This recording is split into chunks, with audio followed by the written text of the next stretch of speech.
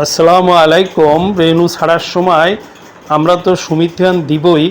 যে মুহূর্তে রেণু ছাড়বো তার ঠিক আগ মুহূর্তে দুটা কাজ করতে পারলে রেণু সার্ভাইভাল রেট অনেক বেড়ে যায়। প্রথম কাজটি হলো যে প্যানভিট অ্যাকোয়া অথবা ভিটামিন সি এটা পুকুরে ছিটাই দিতে হবে। দ্বিতীয় হচ্ছে যে আপনার ওই যে অক্সিজেন পাউডার অথবা ট্যাবলেট যদি আপনি ছিটায় দেন তাহলে পানিতে অক্সিজেনের লেভেলটা বেশি থাকবে।